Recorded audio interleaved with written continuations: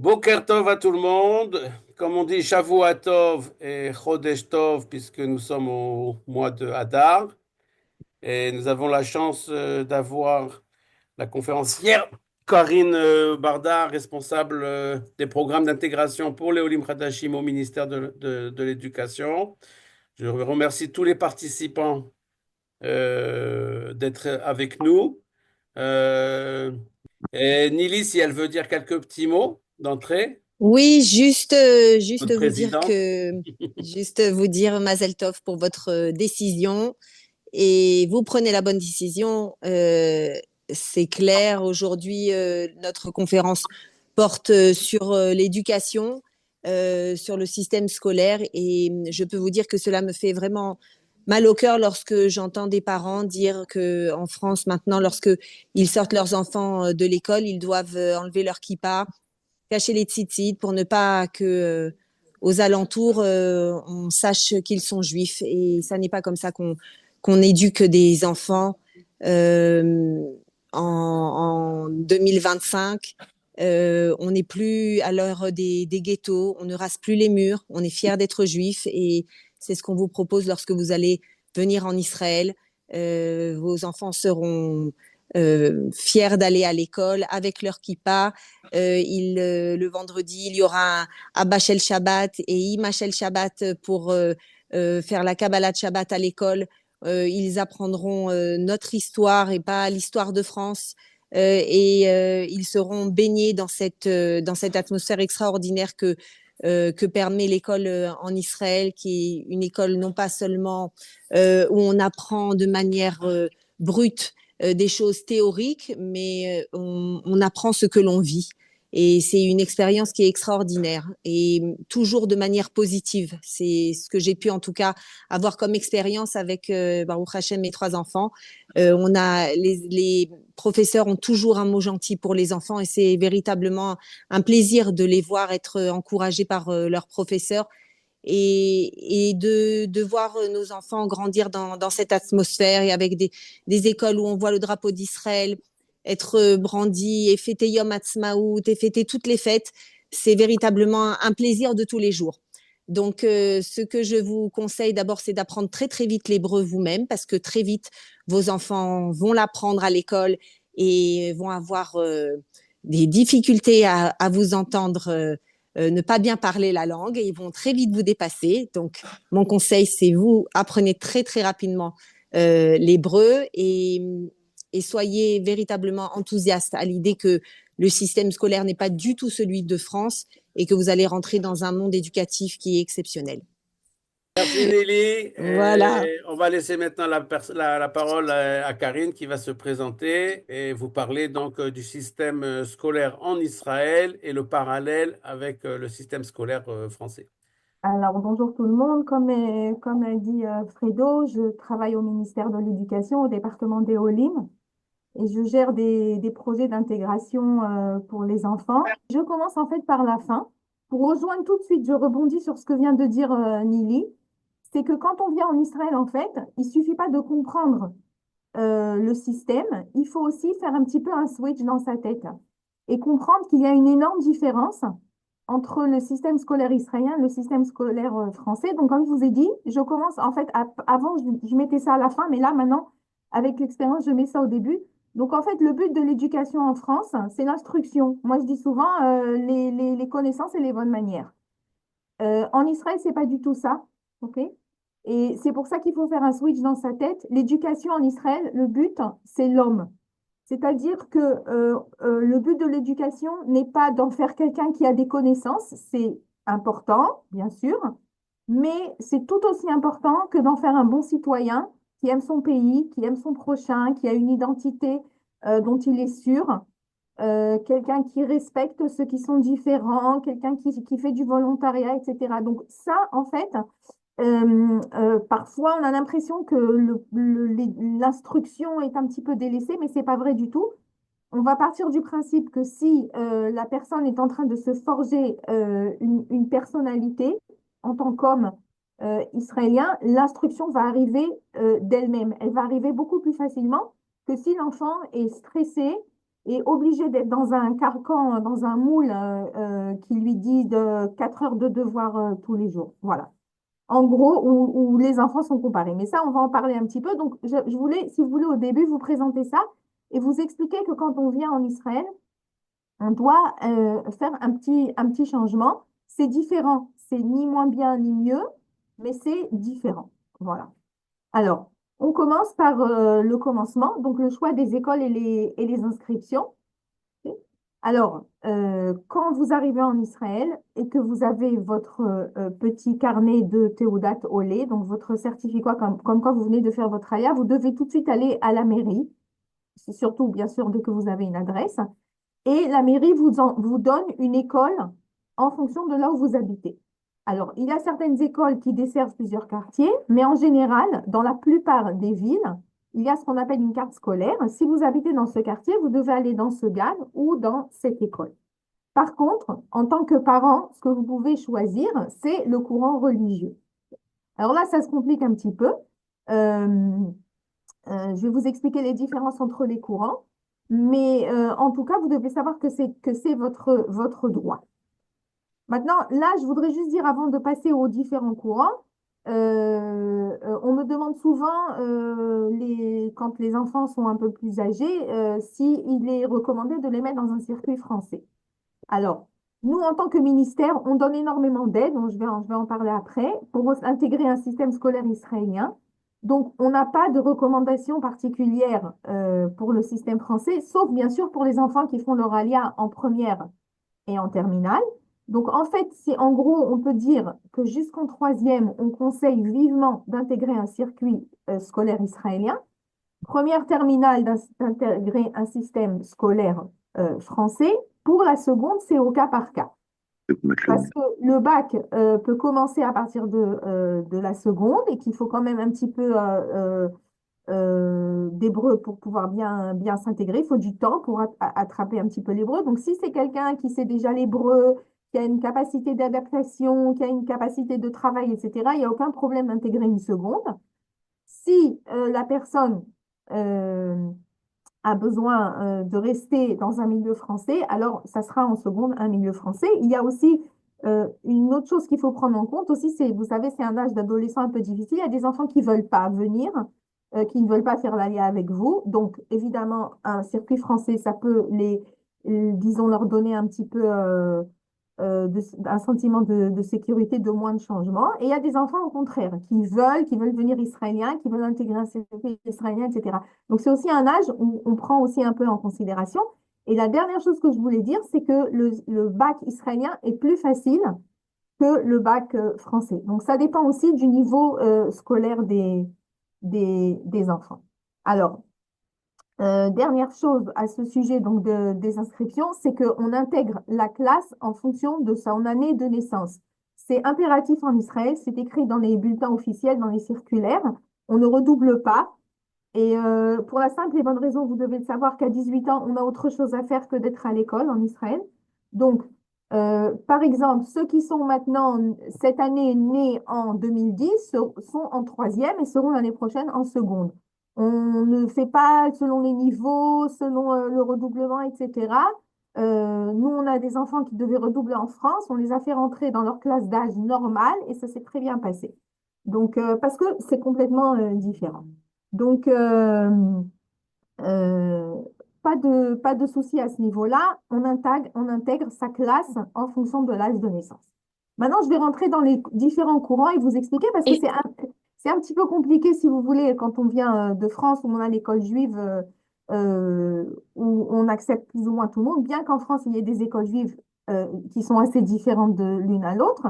Vous avez d'abord deux grands groupes d'écoles. Vous avez les écoles officielles d'État. C'est un petit peu, si vous voulez, comme si on disait en France, les écoles sous contrat. Et vous avez les écoles qui sont indépendantes. Ok. Donc, les écoles sous contrat font toutes le même programme officiel de Chol, c'est-à-dire des études profanes.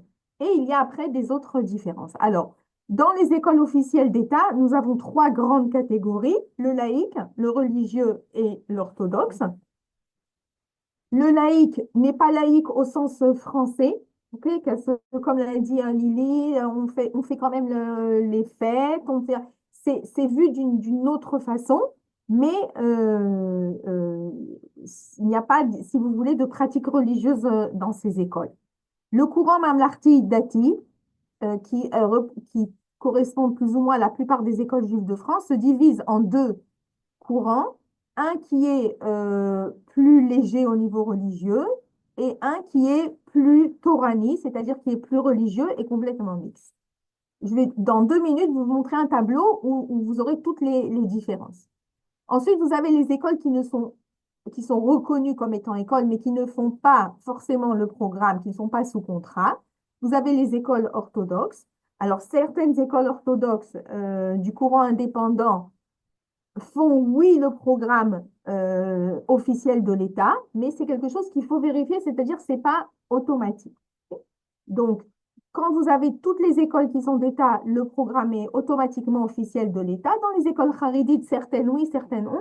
Si c'est quelque chose qui est important pour vous, vous devez donc le vérifier. Puis vous avez ensuite, dans le cours indépendant, toutes sortes d'écoles un petit peu privées, comme les écoles Montessori, les écoles démocratiques, les écoles chrétiennes, les écoles, etc.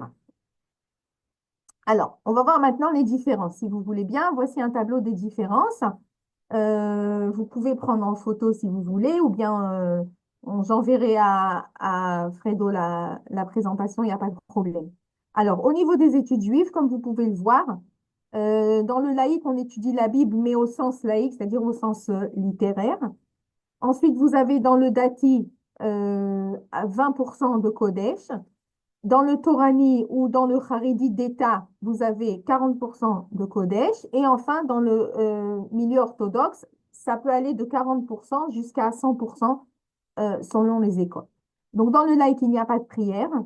Les restrictions vestimentaires et la mixité. Alors, vous voyez dans le dati, vous avez des restrictions légères, c'est-à-dire jupe pour les filles, kippa pour les garçons.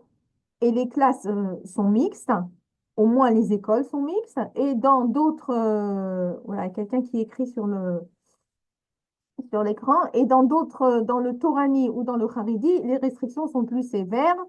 C'est des manches plus longues, des jupes plus longues, parfois même des collants, et complètement séparés. Alors, au niveau préparation au bac, comme je vous l'ai dit, les écoles d'État préparent toutes au même bac. Et dans les écoles orthodoxes, en général, les filles préparent au bac. Pour les garçons, ça dépend des écoles, c'est quelque chose qu'il faut vérifier. Il y en a qui préparent au bac et il y en a qui préparent à la yeshiva. Voilà, donc là, j'ai marqué public, j'ai marqué semi-privé, dans le sens où ça coûte un petit peu plus cher, dans le public, c'est complètement gratuit. Semi-privé en ce sens que c'est un petit peu plus cher, il y a une participation des parents, et aussi parce qu'ils n'acceptent pas tout le monde. Dans le dati, mamlarti, dati d'État religieux et dans le laïc, on accepte tout le monde, on ne vérifie rien du tout. Si les parents font Shabbat, si la mère a la tête couverte ou des choses comme ça, on ne vérifie rien du tout. Donc, il y a des gens pour qui veulent que leurs enfants soient dans une école où il y a déjà une sélection, donc c'est pour ça qu'on les appelle semi-privés. Est-ce qu'il y a des questions jusqu'ici? Alors, je continue. OK. Les aides à l'intégration.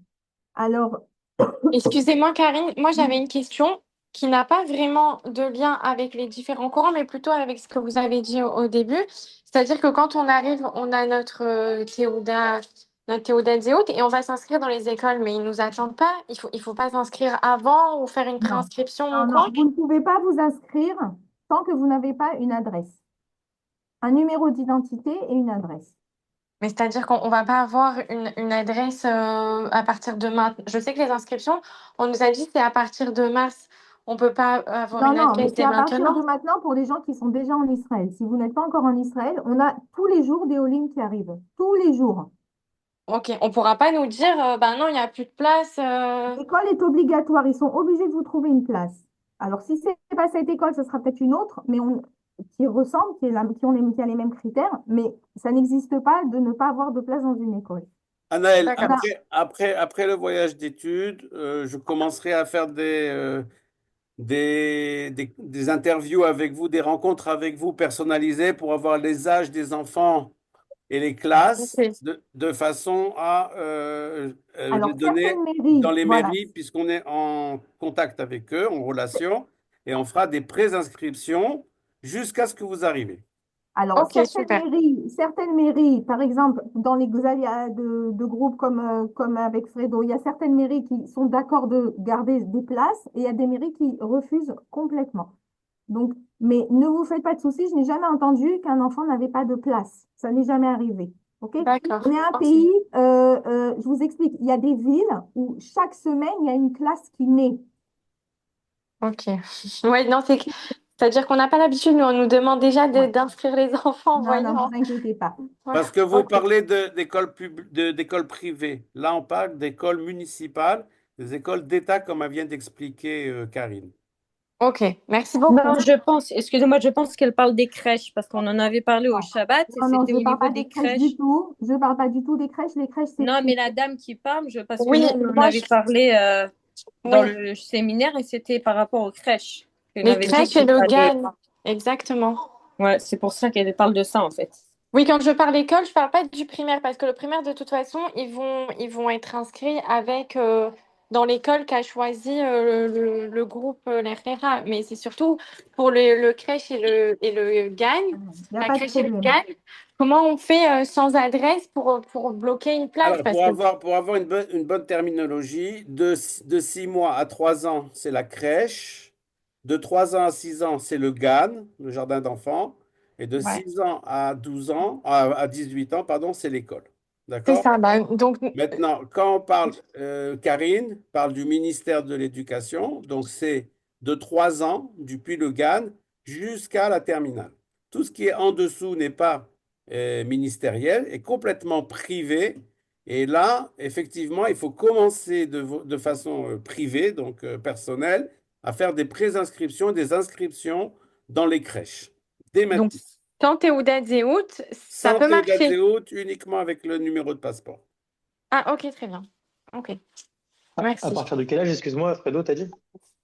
À partir de 3 ans, elle a expliqué, Ok, Karine, que l'année civile compte pour l'âge. En 2010, elle a expliqué que c'est les enfants qui vont rentrer en troisième. Pas décembre 2009 et pas L'année janvier 2011. prochaine, au GAN, ça sera les enfants qui sont nés en 20, 21, 22. ok, donc avant 3 ans, il n'y a rien qui est pris en compte, c'est ça? C'est privé. C'est privé, D'accord. c'est privé. Il y a des crèches qui sont complètement privées. Il y a des crèches qui sont subventionnées. Mais ça, si vous voulez, on en parlera après. OK. Alors, qu'est-ce que les enfants, donc pour en résumer, à partir du CP, reçoivent à l'école? Alors, ils reçoivent des heures d'apprentissage d'hébreu, minimum 6 heures par semaine. Plus il y a des enfants au ligne dans l'école, plus il y a des heures. Les heures sont données le matin sur le compte des cours qui sont lourds en hébreu. On ne sort pas les enfants des cours de maths, des cours d'anglais, des cours de gymnastique, etc. On les sort des cours dans lesquels ils ne comprennent rien. Et c'est un enseignant, en fait, qui est chargé, à qui on a donné ces heures et qui a pour mission, en fait, au bout d'un an, que les enfants sachent l'hébreu. Pendant un an, cette aide est donnée pendant un an dans le primaire et pendant 2 ans dans le secondaire. Les enfants reçoivent également des allègements, déjà dans les contrôles, les devoirs, etc., pendant les premières années et jusqu'au bac. À partir du moment où un enfant a commencé sa scolarité au CP en Israël, c'est-à-dire qu'il n'a jamais été au GAN ou à la crèche, il aura encore des allègements jusqu'au bac, comme par exemple l'utilisation du dictionnaire, la lecture du questionnaire s'il le veut, etc. Voilà. Après, je pourrais vous parler du bac. Les enfants reçoivent également une espèce de mini bourse. Okay, c'est une somme d'argent qu'on envoie à l'école au nom de l'enfant. Cet argent arrive vers le mois de novembre. Et le principale fonction en fait de cette somme d'argent, c'est de couvrir les frais de scolarité de la première année. Alors, c'est entre 600 et 1000 shekels selon la tranche d'âge des enfants.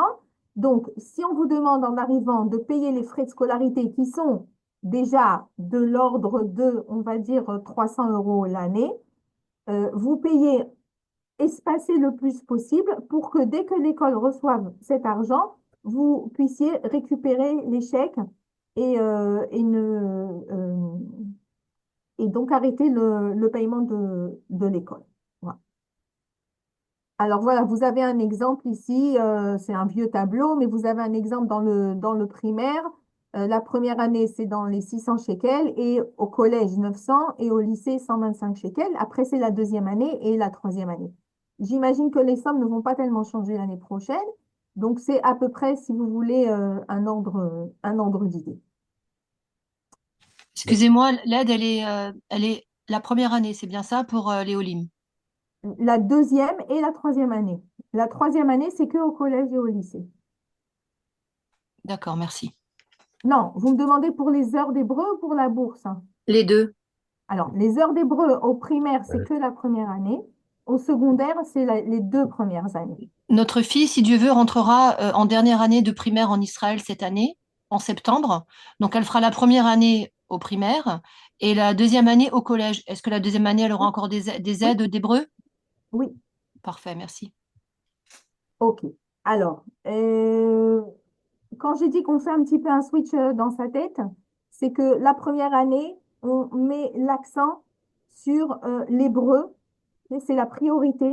On ne stresse pas s'il y a des devoirs en littérature ou des devoirs en géographie. Personne ne va demander à votre enfant les premiers mois où il est arrivé en Israël de faire tous ses devoirs. Je sais que les devoirs en France, c'est un sujet euh, euh, très douloureux.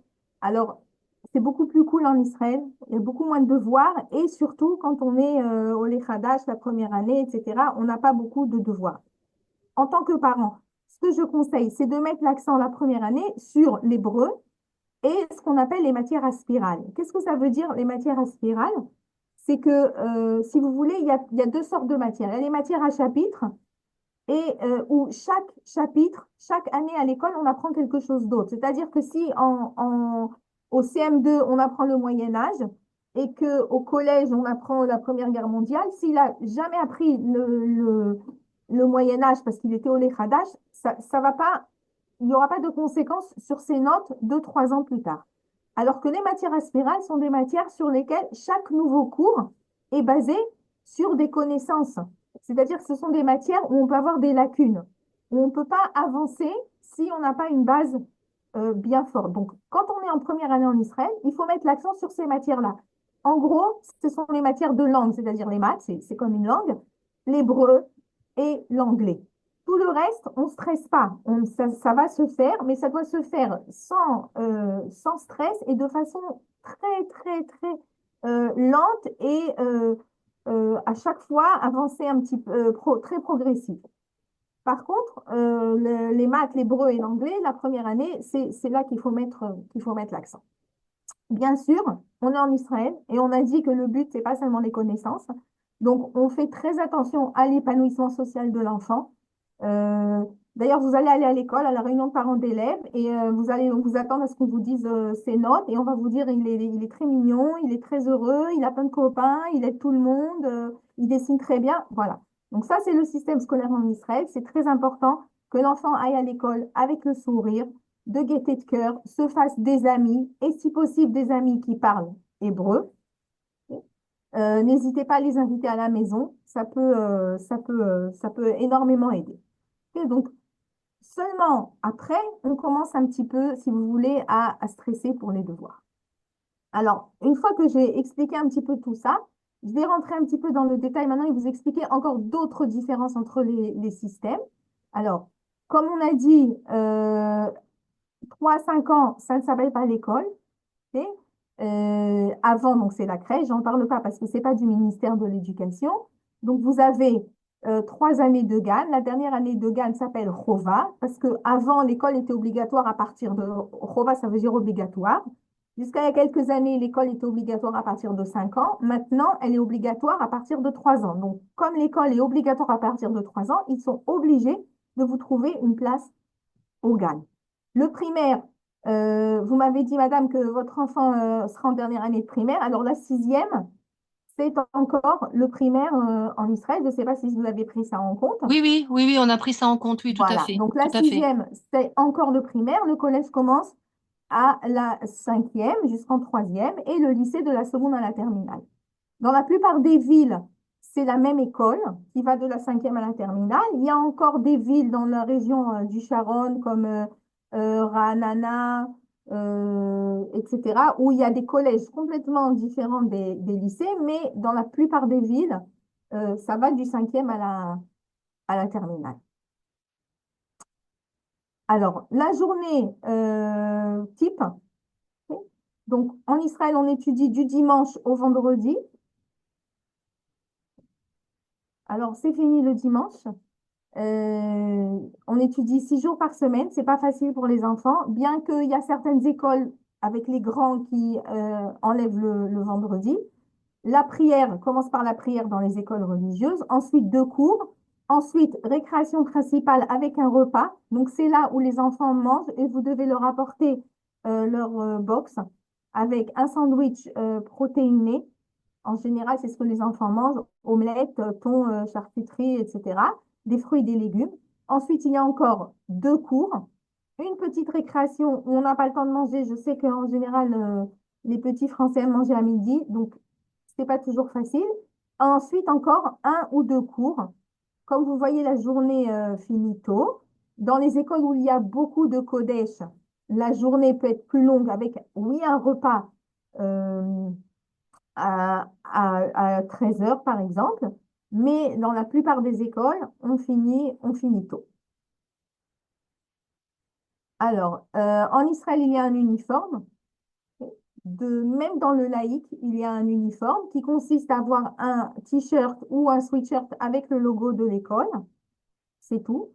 Plus on avance dans le système religieux, plus il y a des restrictions et plus l'uniforme, par exemple, il y a dans les écoles orthodoxes de jeunes filles, jupe plissée bleu marine et chemisier bleu ciel, par exemple. On conseille, quand vous allez acheter les uniformes, donc dans n'importe quel bazar, au début de l'année, tous les magasins proposent ce service d'imprimer un, un logo sur le t-shirt, de commander des t-shirts blancs, puisque en Israël, à chaque fois qu'il y a une journée spéciale, les enfants doivent venir avec un t-shirt blanc quand il y a des cérémonies, quand c'est Rosh Chodesh. Donc, au moins 1 ou 2 t-shirts blancs, c'est recommandé. Une autre différence, ce sont les notes.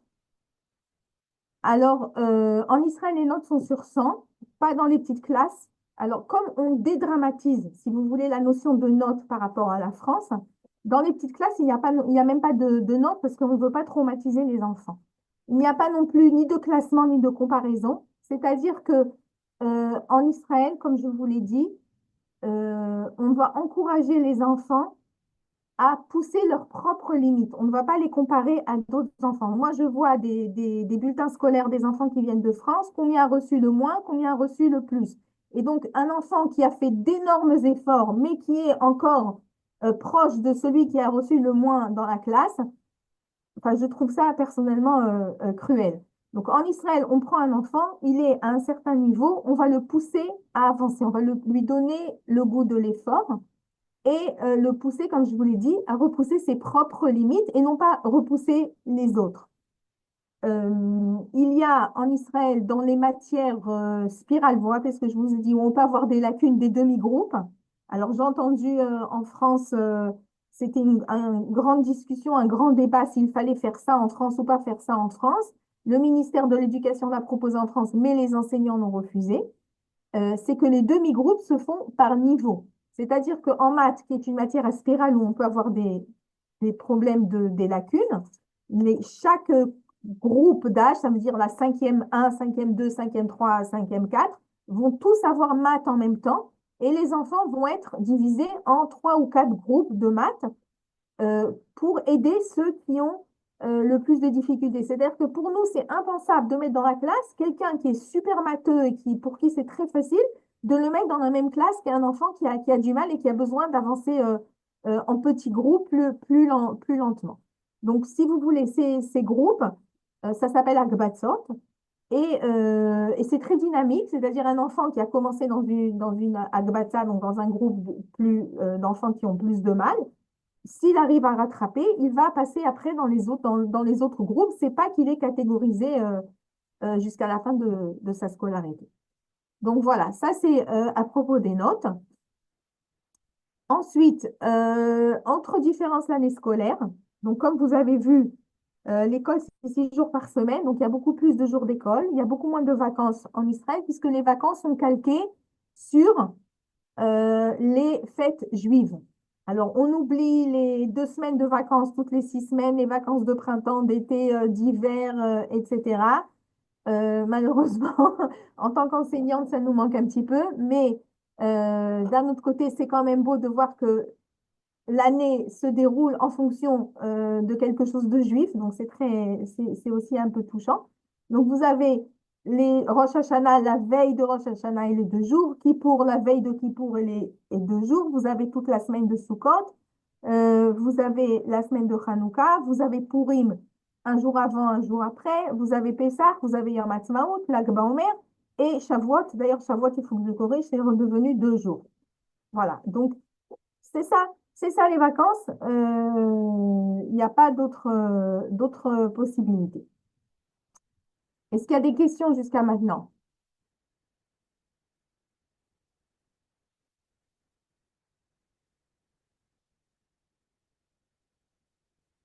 C'est bon, je continue. Alors, moi, je vous pose une question. Qu'est-ce qu'on voit dans la photo?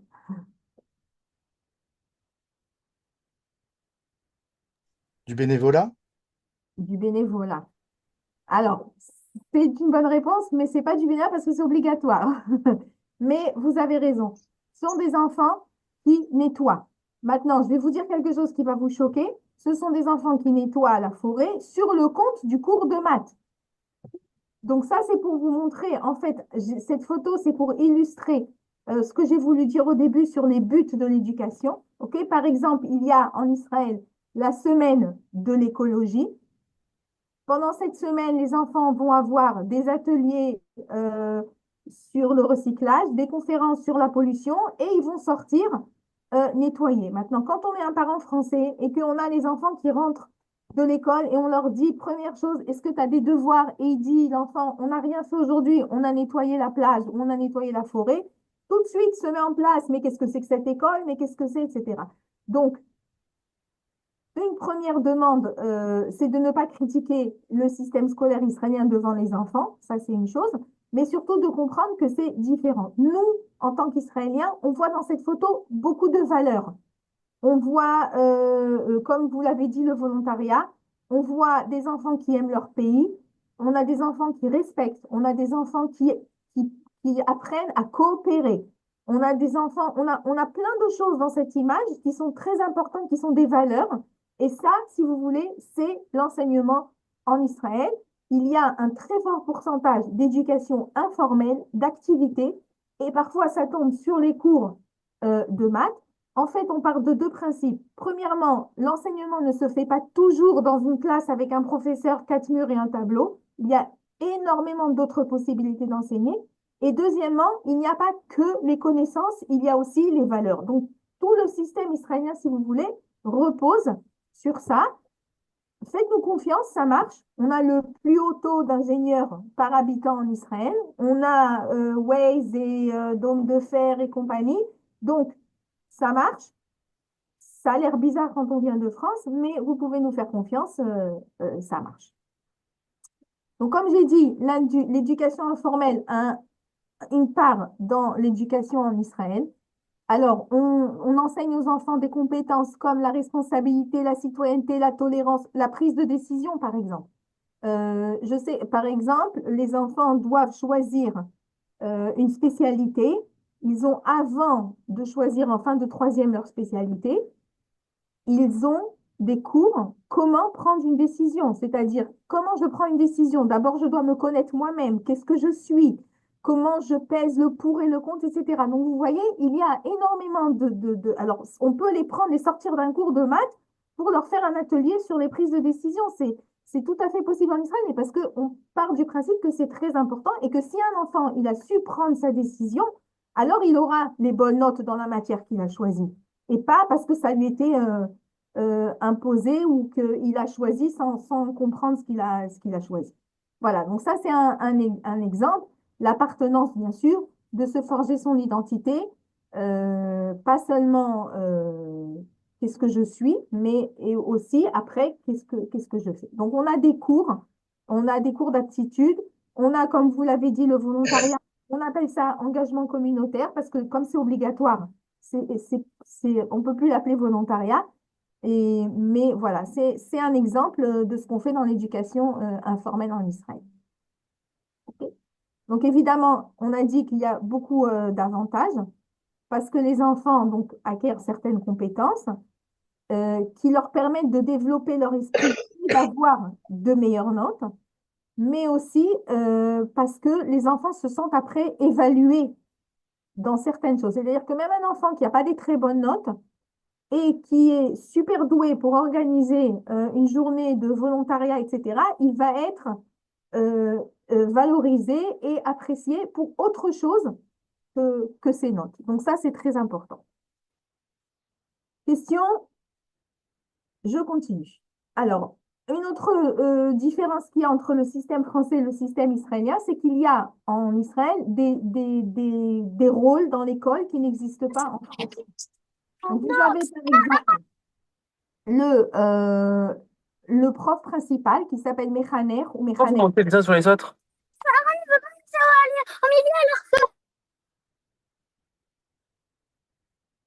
Merci.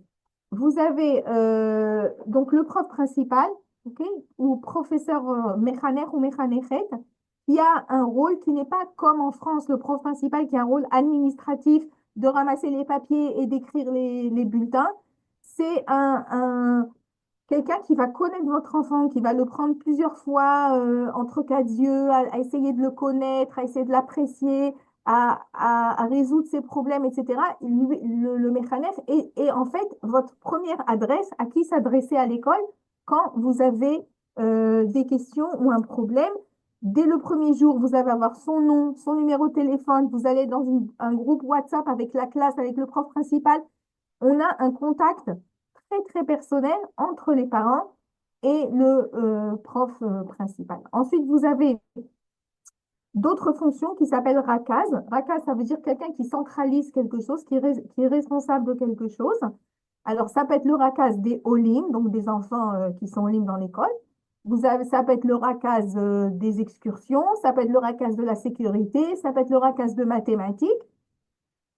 Voilà, ce sont des gens, donc quand vous avez un problème, vous pouvez vous adresser en fait pas forcément directement au directeur, mais au RACAS. Ensuite, vous avez une autre fonction qui est très importante en Israël qui s'appelle Yoetz ou Yoetzet. Alors, si on traduit mot à mot, c'est conseillère, mais c'est la personne qui est responsable du bien-être de votre enfant dans l'école. Elle est responsable, par exemple, s'il y a des problèmes de harcèlement, de quarantaine, de racisme, c'est son travail. S'il y a des problèmes, par exemple, d'apprentissage, c'est elle qui va parler aux parents, qui va leur proposer un bilan, une fois qu'elle a reçu le bilan, qui va dire à tous les profs comment travailler avec chaque élève. S'il faut faire appel aux services sociaux, des choses comme ça, c'est elle qui s'occupe en fait du bien-être des enfants dans toute l'école. C'est aussi une personne à qui vous pouvez parler et poser vos questions ou exposer tous vos soucis. Elle est censée vous donner, vous trouver des solutions. Voilà. Alors, la discipline en Israël, c'est aussi quelque chose qui est très différent avec la France. Les enfants en Israël grandissent avec un principe de discipline basé sur, comment on va dire ça, la responsabilité. C'est-à-dire qu'un enfant doit faire ses devoirs, pas parce qu'il a peur du prof, mais parce qu'il le fait parce qu'il se sent responsable de quelque chose. Donc, il y a très peu d'interdits, il n'y a pas de surveillant, on rentre, on sort, on peut sortir de la classe, etc. Parce que on se sent responsable. Maintenant, parfois, les petits-enfants de France qui sont venus d'une autre culture avec une discipline de fer où il y a beaucoup d'interdictions et des surveillants, ils ne comprennent pas toujours qu'on peut sortir, mais c'est sous ma responsabilité. Donc, on a besoin de vous là pour les aider un petit peu, si vous voulez, à trouver le juste milieu, à comprendre un petit peu, à interpréter toute cette permissivité qu'il y a et à leur expliquer que c'est pas forcément, c'est pas parce que il n'y a pas de surveillant que tout est permis. Euh, Pareil à la maison, vous allez avoir des enfants dans la classe qui ont beaucoup de liberté, qui rentrent tout seuls à 10 heures du soir. À vous de garder vos habitudes, ne pas se laisser influencer, mais lui, il a le droit de sortir. D'ailleurs, à ce propos, je reviens sur ce qu'a dit Nili, c'est d'apprendre l'hébreu. Sachez que à partir du moment où les enfants parlent hébreu mieux que vous, il y a une baisse de l'autorité parentale. Donc, il faut apprendre l'hébreu, mais il faut aussi être conscient de ça et bien garder ses valeurs et sa discipline à la maison sans, voilà. OK. Le rôle des parents dans le système scolaire, les parents sont énormément investis et tout le temps sollicités dans le système scolaire israélien. Il y a, si vous voulez, un petit peu ce qu'on appelle un triangle entre les élèves, les parents et les profs. Et justement, à cause de cette permissivité, il est très important que les enfants sachent qu'ils sont cernés, qu'il y a un contact sans arrêt entre les parents et les profs. Même tous les jours, moi j'ai des enseignants, on fait des formations d'enseignants qui nous disent les parents français, c'est pas des bons parents parce qu'ils appellent jamais. Alors, on leur explique que c'est dans la culture, on n'appelle pas les parents en France, on n'a pas leur numéro, en Israël, c'est pas comme ça. Même si vous avez quelques petits mots d'hébreu seulement, vous pouvez demander chaque semaine si tout va bien, s'il y a un problème. Est-ce que c'est vrai il y avait pas école ce jour-là ou que les enfants ils commencent à 10 heures, etc. Toujours que les enfants se sentent euh, cernés. Ça, c'est au niveau de la discipline. Au niveau du sentiment des enfants, plus vous êtes investi dans l'école, plus vous participez au comité de parents, aux soirées des parents, etc., plus votre enfant va se sentir concerné par l'école et voit que vous donnez de l'importance à l'école. Donc, ça va bien sûr influencer sa motivation. Donc, vous allez être assez sollicité et de vous-même, je vous conseille de sans arrêt être en contact avec les enseignants. Voilà. Alors, s'il y a des enfants qui ont des besoins spéciaux, les besoins spéciaux, c'est-à-dire éducation spécialisée, handicap, euh, ou bien même précoce, surdoué, on a donc des réponses pour chacun. En gros, pour les enfants de l'éducation spécialisée ou qui ont des difficultés d'apprentissage, il y a des commissions dans les mairies. Il faut venir avec tous les bilans. Alors, je dis en général, après, si quelqu'un veut rester avec moi après pour privé, et la commission de la mairie va décider ce que l'enfant reçoit, s'il reçoit une AVS ou s'il reçoit une classe d'éducation spécialisée. Voilà, ce sont des décisions qui se prennent au niveau local de la mairie. Pour les surdoués, il y a des examens de repérage. Maintenant, être surdoué en France et être surdoué en Israël, c'est deux choses complètement différentes. En France, on fait sauter des classes aux surdoués, c'est-à-dire qu'on peut avoir, on a reçu il y a 2 ans une petite de 12 ans que les parents voulaient mettre en seconde. Okay, donc, c'est pas du tout comme ça. En Israël, on laisse les enfants surdoués dans leur tranche d'âge, mais on élargit, si vous voulez, leur connaissance, pas en avançant, mais en élargissant. C'est-à-dire qu'on va élargir tous les domaines de connaissances. On va les envoyer un jour par semaine dans une autre école où ils vont apprendre l'astronomie, les arts, enfin, tout ce qu'ils veulent, jusqu'à ce qu'ils se forgent, si vous voulez, une spécialité et qu'ils disent dans quoi ils sont en fait meilleurs que les autres et on va les aider à avancer. À partir du collège, ils vont pouvoir avoir des cours, par exemple, à l'université et à partir de la seconde, commencer même une licence. Une fois qu'ils ont, si vous voulez, détecté les domaines dans lesquels ils sont effectivement surdoués. Mais dans tous les cas, on laisse les enfants dans leur tranche d'âge. Voilà. Alors, on arrive enfin au bac. Ça, ce sont les matières qu'on étudie au bac. Vous avez les matières internes, c'est l'école qui donne la note. Ensuite, vous avez les spécialités qui peuvent être scientifiques comme la physique, la chimie, la biologie, etc., l'informatique. Vous avez des spécialités littéraires comme le théâtre. Vous avez les sciences sociales comme la psychologie, la sociologie. Vous avez technologie comme l'électronique ou l'architecture. Et vous avez les matières de collège comme la Gemara, par exemple. Ensuite, vous avez les matières obligatoires. Donc, Mishnah, Gemara, c'est que dans le religieux. Et dans toutes ces matières, vous avez un questionnaire spécial Olim. C'est-à-dire que ceux qui ont fait l'ALIA à partir de la Kita Aleph vont avoir un questionnaire plus facile dans ces matières. Ensuite, vous avez les maths et l'anglais. Donc, très rapidement, je vous dis que les maths et l'anglais peuvent se passer à 3 niveaux. Niveau 3, niveau 4, niveau 5. Niveau 3, c'est le minimum pour avoir le bac. 4 et 5, c'est pour rentrer à l'université. Maintenant, autre différence avec le système français, tout est modulable et tout est flexible. C'est-à-dire que quand on finit sa terminale, on ne redouble pas, on n'a pas son bac ou on n'a pas son bac, c'est pas comme ça. C'est est-ce qu'on a fini de ramasser toutes ces matières dans son panier, de passer toutes ces UV.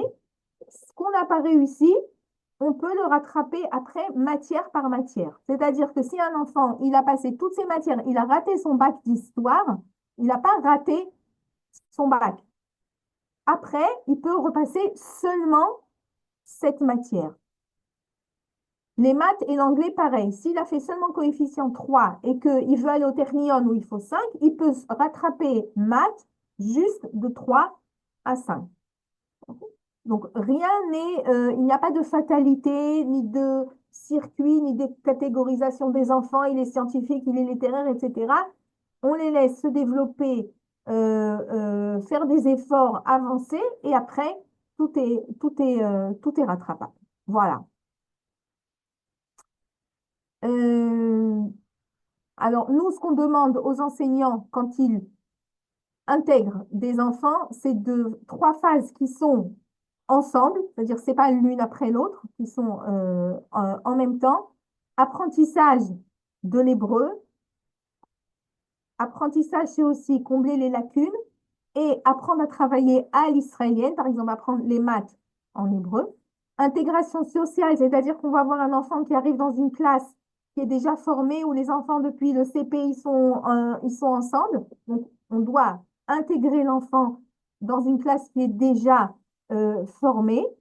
Et ensuite, on a l'intégration culturelle, en faire un israélien, tout en gardant ses caractéristiques de culture française. Garder le français à la maison, c'est très important. Et tout en essayant de devenir un petit israélien. Voilà. Alors, pour finir, je vous ai fait un petit contrôle, parce que je vous ai dit, je suis enseignante. Et alors, partager avec ses enfants ces questions sur le système éducatif israélien, non, on a dit faites-nous confiance. Chaque fois que les parents se plaignent, ça joue sur la motivation des enfants. Donc, il faut marquer sa confiance dans l'école, même s'ils ont raté déjà 3 fois le cours de maths pour aller nettoyer la plage. Faire un suivi régulier, on a dit, vous avez un groupe de WhatsApp et vous pouvez être en contact avec les enseignants, être ouvert au changement de vision de l'éducation, ne pas donner plus de liberté aux enfants, c'est pas le but, même si les autres ont l'impression d'en avoir plus. Inviter des camarades qui parlent hébreu, donc intégration sociale avec le plus d'hébreu possible. Vous savez, dans les heures d'Ulpan, en fait, quand quelqu'un sait l'hébreu, 20% vient des cours d'Ulpan et 80% vient de l'entourage. Donc, plus ils ont des amis qui parlent hébreu, plus ils vont aller dans des activités, etc., où il y a de l'hébreu autour. C'est vraiment ça qui va faire avancer l'hébreu et pas forcément cette petite heure, les 6 petites heures d'Ulpan qu'ils vont recevoir. Et laisser les enfants à la maison le jour du tioul, des excursions, des activités extrascolaires parce que on fait rien, surtout pas, justement. Toute l'éducation informelle est la base, en fait, de toute l'éducation, donc c'est très important. Voilà, alors je vous ai fait un petit topo euh, de l'éducation en Israël. Si vous avez des questions, je suis là. Si vous avez quelque chose de privé, je suis là aussi. Euh, je vous écoute. J'ai à nouveau une petite question. Donc, c'est toujours Anaëlle. Concernant les aides pour les enfants Olim, les enfants qui rentrent en CP, ils ont droit également au programme Yel, etc.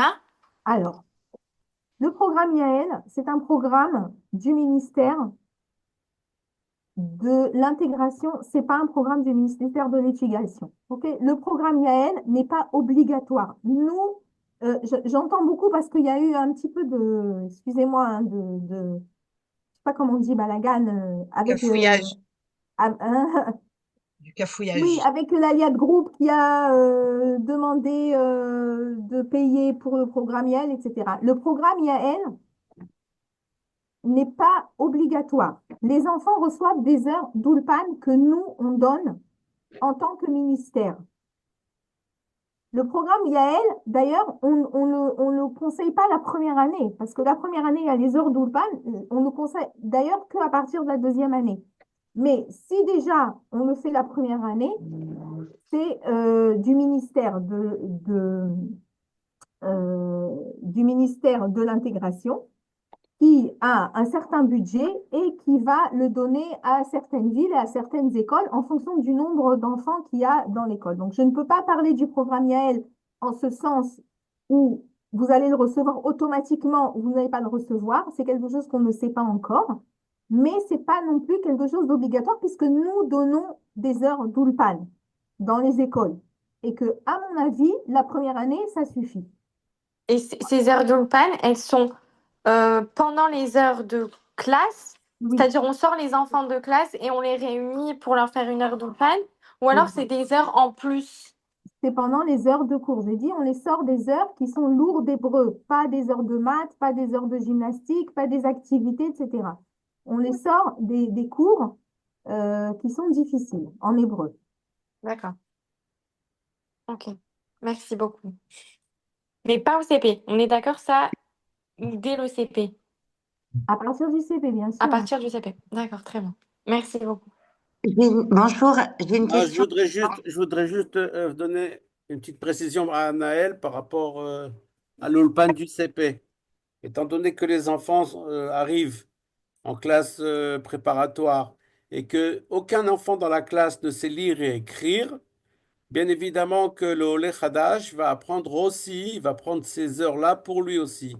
Et donc, ça se voit très souvent que l'école ne donne pas les 6 heures qu'a parlé Karine la première année quand ils sont au CP. Ils donnent un petit peu moins, ils donnent entre 3 heures et 4 heures, parce qu'ils estiment que l'enfant peut aussi apprendre pendant ces heures de la classe. Non, mais c'est pas légal. Nous, on demande que les enfants aient 6 heures. Alors justement, on est justement en train d'écrire des articles avec l'académie sur ça.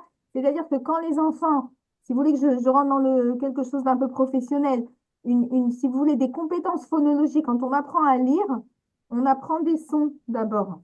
Et quand à l'école, on va dire que B, c'est comme bébé, si l'enfant en hébreu ne sait pas qu'est-ce que c'est un bébé, il va pas arriver. Donc même au CP, on apprend, si vous voulez, les sons et les lettres en fonction des mots qui commencent par ces lettres-là. Il faut que les enfants, ils connaissent la signification de ces mots. C'est pour ça qu'ils ont besoin aussi au CP de ces heures d'Ulpan. C'est vrai qu'ils en ont peut-être besoin un peu moins, mais ils ont besoin et si on vous dit le OCP, il n'a pas besoin, c'est pas vrai. Ils ont aussi besoin d'aide au CP.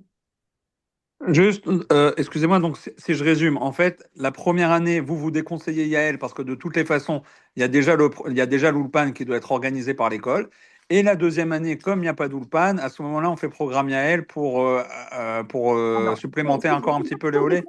c'est pas que je déconseille, ok? Mais le but, si vous voulez, le but du programme Yael, c'est intégration dans la classe et aide aux devoirs. Donc, en première année, comme il y a l'Ulpan et qu'on ne va pas demander aux enfants de faire les contrôles, etc. Donc, j'ai peur parfois que ça mette trop de pression sur les enfants et de leur dire d'arriver à un certain niveau ça fait un petit peu, à mon avis, ça fait un peu trop. Donc, Ok, et ça, c'est à partir de quelle classe vous recommandez, genre, de commencer le programme pour les plus grands quand même ou pas? pour Yael, Ouais. non, si ça existe, tant qu'on vous donne des heures, qu'on vous donne de l'aide, ça fait aussi un petit peu, si vous voulez, pour les parents qui travaillent, comme c'est 3 fois par semaine, ça rallonge un petit peu la journée, etc. Ça peut être aussi un soulagement au niveau des parents. Je veux dire, c'est pas que je déconseille, je dis juste que c'est pas obligatoire. C'est-à-dire, comme il y a les heures d'Ulpan, dans les petites classes, la première année, ça devrait suffire. J'entends beaucoup de tracas, etc., comme vous avez dit, Madame Cafouillal, au sujet de ce programme Yael, avec des gens qui disent que c'est obligatoire et on peut pas sans. Nous, en tant que ministère, c'est mieux s'il y a, mais c'est pas obligatoire. Et au contraire, dans les petites classes et en première année, on trouve que c'est pas forcément nécessaire, obligatoire. Ok, j'ai compris. Et au collège, il y a tous ces dispositifs-là, ils existent aussi dans les collèges. Alors, le programme Yael, c'est que pour le primaire. Ok, donc le collège, ils feront de toutes les façons l'ULPAN et En normalement, deux ça ans, devrait aller avec en ça. 2 ans, il y a aussi un programme du ministère de l'Intégration. Yael au primaire, ça s'appelle Pélé au secondaire. Mais encore une fois, ça n'existe pas dans toutes les écoles, ça n'existe pas dans toutes les villes. Il y a des budgets du ministère de l'Intégration qui décident où ils vont ouvrir et où ils vont pas ouvrir. Nous, on ne rentre pas tellement dedans parce que c'est un truc en plus d'un autre ministère. Nous, on a la responsabilité que les enfants, ils savent l'hébreu, ils réussissent à l'école et on s'y tient.